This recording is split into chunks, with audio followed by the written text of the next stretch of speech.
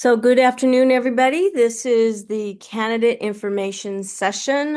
This is it's scheduled for 1:30 on March 2nd, and the time was changed, so therefore we're recording it. We'll make it available on our website and through our social media. So I'm going to go through a series, cover a series of documents, and then entertain some questions for those who are available. So on the SSCCC website, you will find the elections information. So I'm just going to go here and show you all how to get there under Get Involved, General Assembly, under the Elections tab. There is information about the positions that are open, and then a timeline of what you all need to do as far as turning in, submitting documents. So the election packet was released on February 2nd. You should have received that and received information about that via social media and on our website. Today is our candidate interest webinar. It was scheduled for 3 p.m., but we had to modify it for those who are in Washington. So we made a time change, and thus it's being recorded. Your verification forms are due on March 9th, and you would send that to verify@ssccc.org. No later than March 9th by 11:59 p.m. Just know that 11:59 p.m. is the time due for most documents. Then there is the candidate mandatory meeting, which is on March 10th at 3 p.m. You can find that information via social media social media. You should be able to find it. If you don't, you can always email me, or you can even email elections@ssccc. That email is monitored. Campaigning can begin once you receive verification once you receive notice that you are verified, which should be by March 11th, 2026, or sooner, depending on when the email is sent out. I will try and send all the emails on the same day so that everybody has an opportunity for campaigning equally and fairly. The candidate statements are then due March 16th to elections@ssccc.org by 11:59 p.m. There will be no acceptance of any late documents. The candidate statements are posted on the SSCCC website March 20th, 2026. Sometimes if they are done sooner, I will post them sooner. Candidate forum or webinar will be on March 23rd at 2 p.m. That's just more of a Q&A and a question and answer opportunity. And then elections will happen on March 29th during the General Assembly. I am the elections chair. I'm also the executive director for the SSCCC. If you have any questions, concerns, it's better to bring them to me. I know that your regional officers or executive officers can at times be a resource. However, to ensure that accurate information is received, please direct your questions to me. My email is jadams@ssccc.org, but you can also send it to elections@ssccc.org if you forget my email. If you're running for a regional officer, I can entertain questions at this meeting, but you should check the region pages for elections, and your regional officers run those elections. I can answer questions during this, but this interest forum webinar is really clearly dedicated to the officer positions. There are key documents that you should be familiar with. There's a candidate forum, which is a document that will lay out the forum and how we will conduct that. I will cover that briefly in this webinar. There's some election FAQs. We'll go over them briefly, but that if you're not sure about anything to do with elections, you should look there first. If you don't find it there, again, you can email me. Be familiar with the election policy and the election procedures. We will go over the election procedures briefly today, but if you have any questions, and I'll continue to say that, if you have any questions or are sure of anything, do not make any assumptions. Be sure to check with me. You don't want to make an assumption about something, then they get disqualified. If you're running for an officer position, executive board officer position, please check out the job descriptions. The officers are the busiest folks on the or in the organization. They have a wealth and a variety of responsibilities. So make sure that before you run for a position, that you are clearly able to make the time commitment to serve in those positions. There's your eligibility form, as some people like to call your verification form. It's the same form. And then your candidate statement requirements, we will go over those briefly, but make sure that you read over that before you develop your candidate statement. So here it will go over the elections timeline. So just to be sure, the election packet was the February 2nd. A verification form is due March 9th. That's next week. Candidate statements are then due the 16th. Candidate statements will be posted by the 20th, and elections are on Sunday. The 29th will be when the elections are held. However, there are some commitments on the 27th, and again, we'll go over those in a moment. So let me go back. So I am going to go out of here. So give me a second. And then I'm going to go to some other forms. Space, share my screen.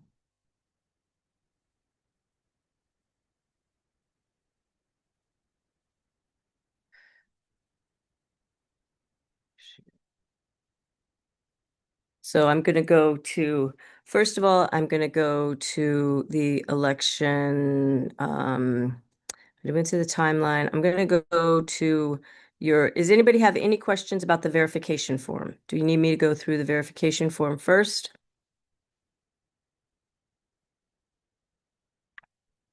Nobody? Okay, I'm going to just do it just in case. Your verification form must be signed by your advisor. So you will complete it. Your position you put in is the position you're running for, not your current position, the region you're in, your college. You will sign and put your college printed. You'll sign it and date it. You'll put in all your eligibility information. You'll read over the law and verify that you are indeed eligible to serve in the position. A college official signature is your advisor. If you cannot find your advisor, do not freak out. You can see any counselor on your campus who can sign it and verify it. So it's any college employee who has access to the records, who can sign it, print it, and provide us that information to say that you are eligible to run for a position. Okay. Let's go back. It's really hard trying to do this on a little laptop in a hotel room. So you'll have to just be patient with me a little bit. So from there, I'm going to go over the elections procedures. If you're sure of anything that's happening or not happening, go to the election procedures. It gives you all the information, policy, procedures, eligibility, talks a little bit about elections committee. It goes through the elections process during GA. So it covers elections process. I'm going to go over the timeline and the quorum when we go over the form access. There are some things that you must be aware of. You cannot run as a slate or coalition or an independent group. You have to run as an individual. If we discover that you're running as a slate of officers or a slate or even a group like you're running president, vice president, you could be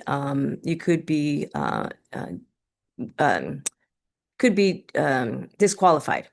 Endorsements are not allowed. You can't get, your endorsements are allowed, forgive me. Endorsements are allowed for individual candidates with written documentation.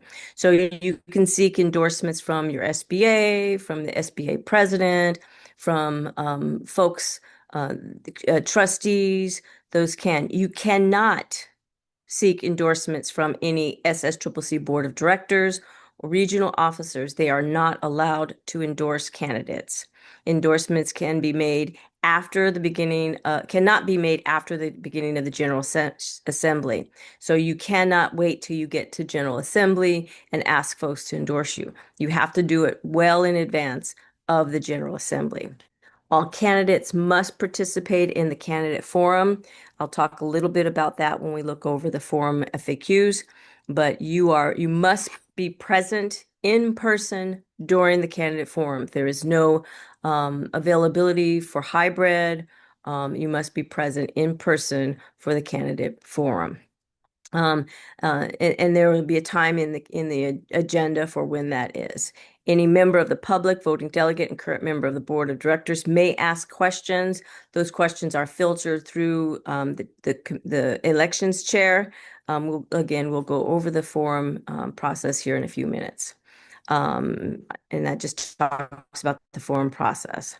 The current president shall preside over the elections. In the case the president is also a candidate, this is on Sunday, the vice president or the next person who's not in the line of succession will preside over the elections.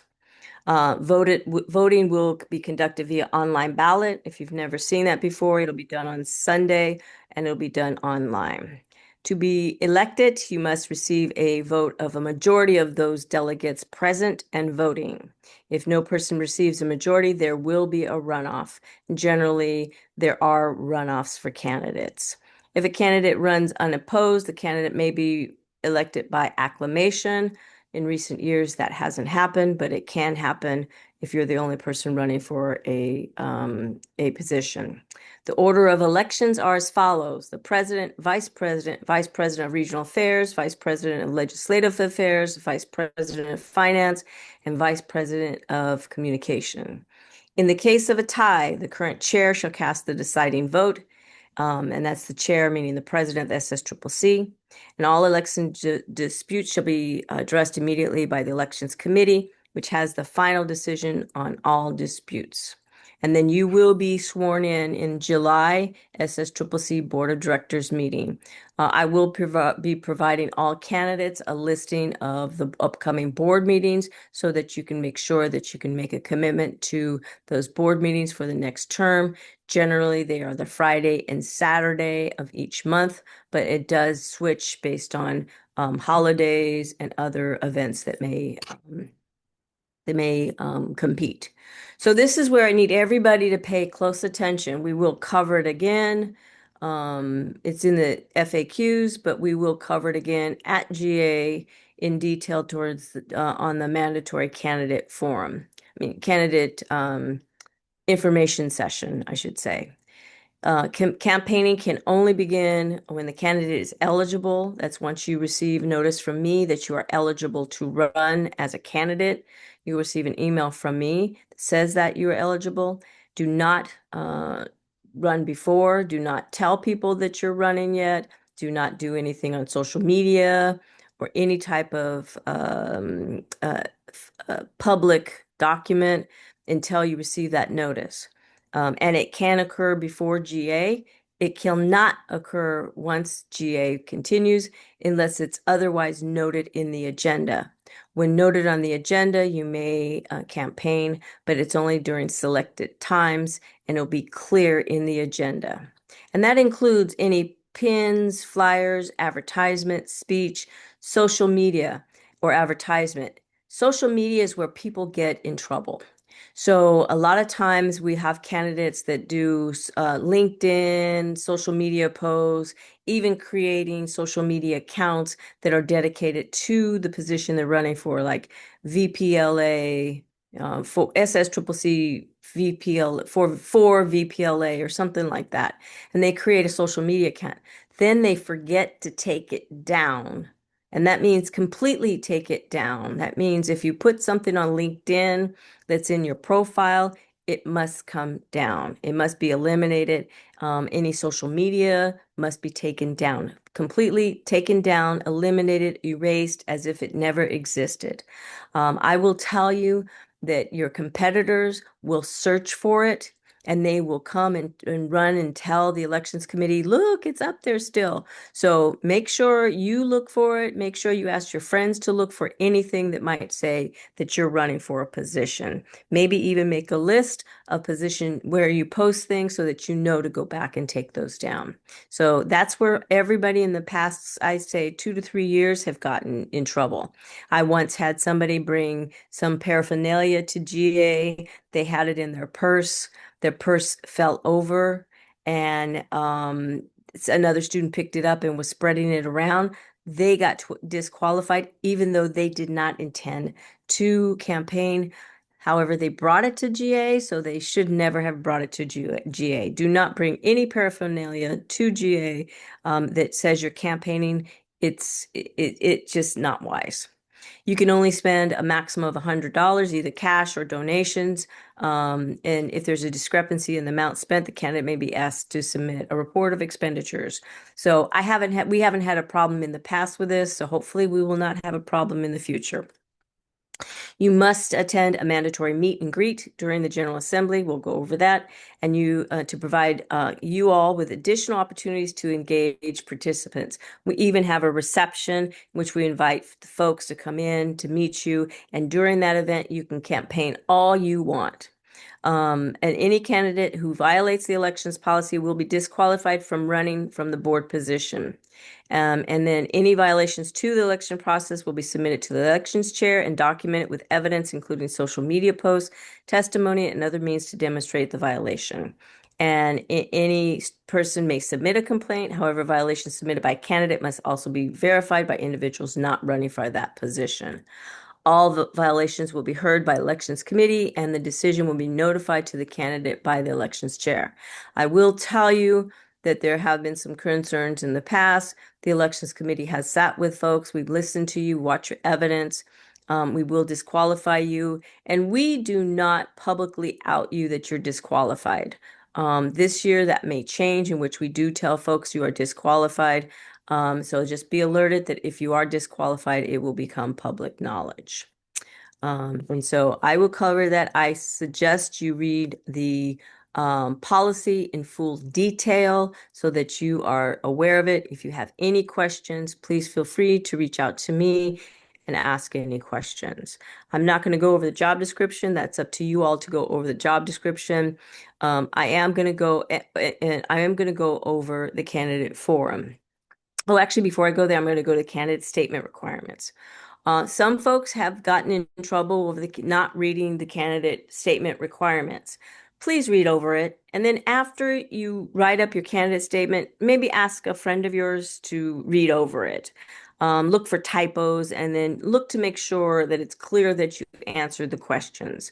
Incomplete candidate statements will be rejected and you may be disqualified. So make sure you read it. It has to be on one page.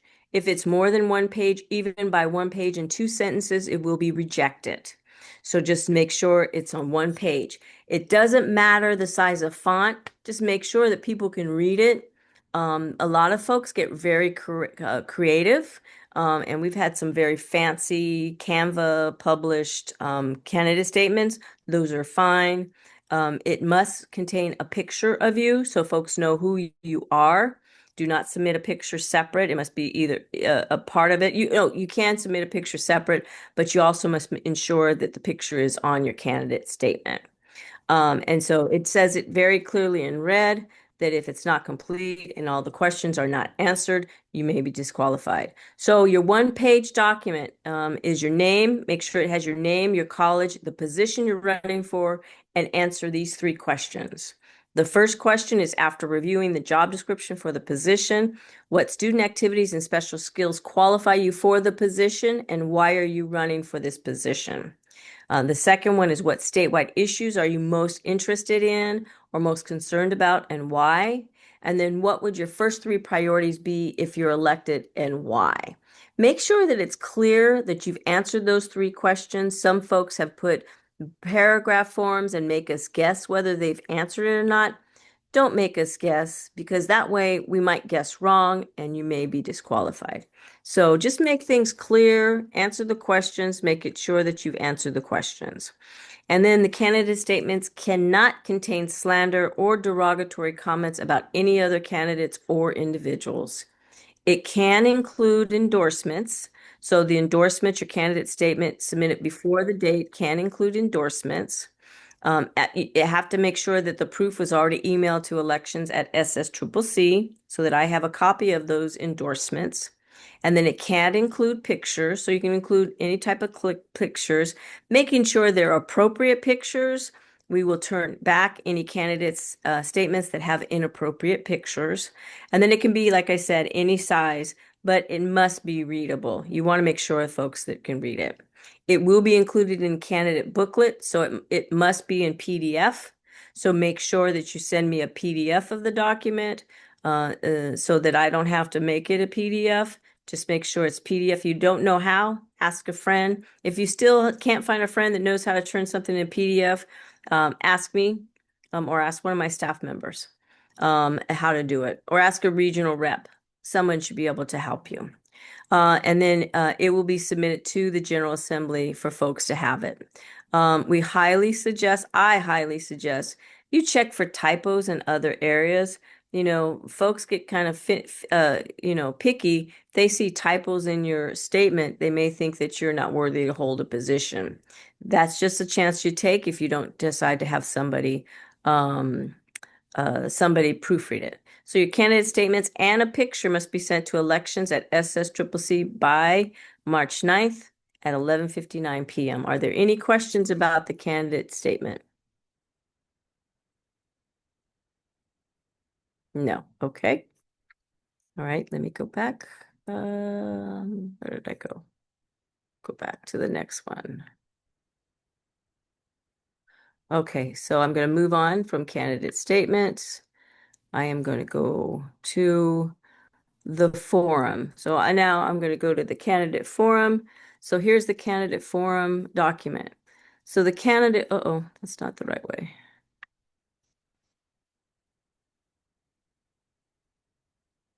The candidate forum. So this is the candidate forum. This will happen on Friday, beginning at 3:30.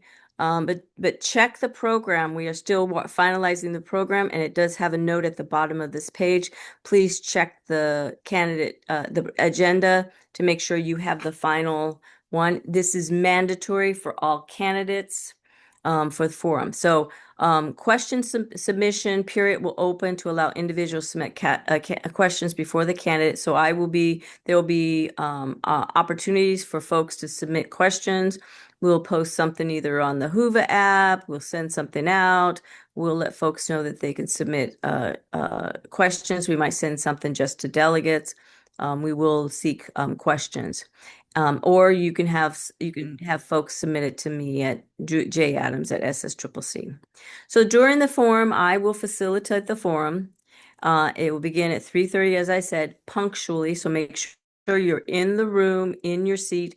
I would arrive at least 5 minutes early. And you'll be in order by position. It'll be president, vice president, vice president of regional affairs, vice president of legislative affairs, vice president of finance, and vice president of communication. I will line you up and I'll place you all where you sit.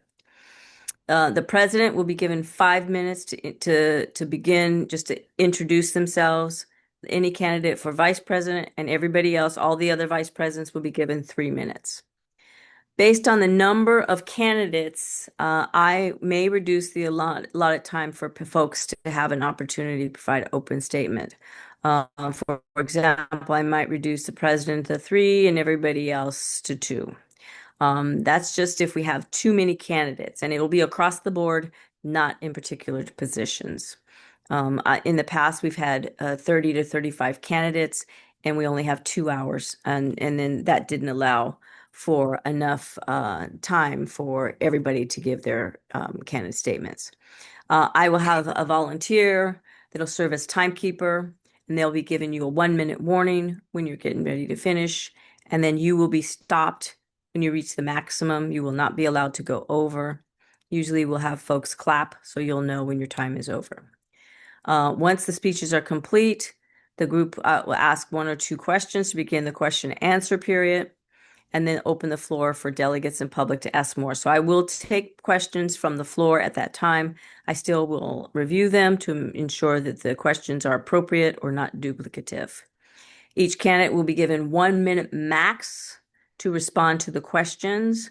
This will provide a greater opportunity for more interaction from the audience and the candidates participate. And then it'll be to either all folks or it might be to the position, but it won't be dedicated. It won't be targeted to one person. It'll be to a position. For example, if somebody asks the question of a treasurer, it'll go to the entire candidate pool for treasurer or finance. And then candidates will be allowed 30. If somebody attacks one of the candidates, each candidate will be given 30 seconds to respond to any attack. And then we will adjourn promptly at 5:30. So that is the candidate forum. The next one is I'm going to go over the election facts. This document again is on the website. So I'm just going to go over these real quickly, but you should read them in more detail. I'm not going to read all of them. I'll just read a couple of them, but no, this is available on the website. So the purpose of the elections is to ensure transparent, fair, and equitable selection of the board officers for the board of directors. It talks about who does the elections of the officers, that's the delegates, the positions, when does it take place, and the term of office. It talks about campaigning guidelines. So it covers really what I just said, was when campaigning can start, what are allowed campaigning. It talks about spending limits, are you allowed to run in a slate, all of these. After this webinar, hopefully you're able to answer them, but if not, this gives you a focal point for you to be able to go back and refer to. Your candidate eligibility requirements, the elections process and voting, violations and qualifications, and including who do you go to if you need to issue a complaint. And then special elections, we don't have to worry about for this one. I think that is it for all the information I have. I just will go over your timeline again. Your next timeline is March 9th, which is next week. I believe it's Monday. And don't take me up. Don't check your calendar. Make sure if it's Monday. Let me just look just to make sure I'm not giving out misinformation.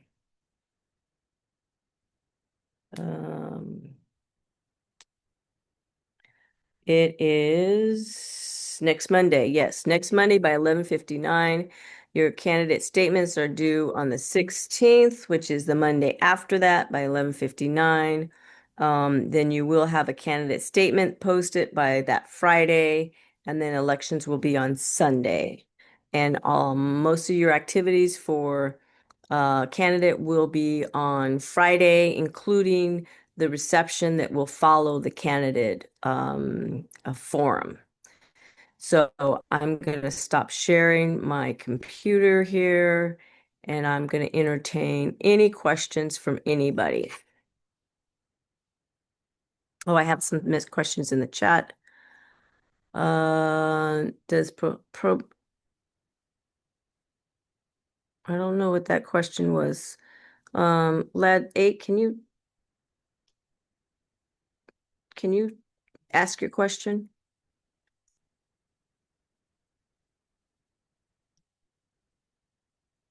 Is Lad 8 still here? No. Okay, I'm not sure what that was. If a candidate isn't at General Assembly, you cannot run for a position if you're not at GA. We're not doing any virtual. The candidate forum will be located in San Francisco at the Hyatt at GA. You do not have to be a registered attendee to participate in the candidate forum, but you have to be there in person. Now, the same does not apply if you're running for a regional rep. Regional meetings will be available via online. Any other questions?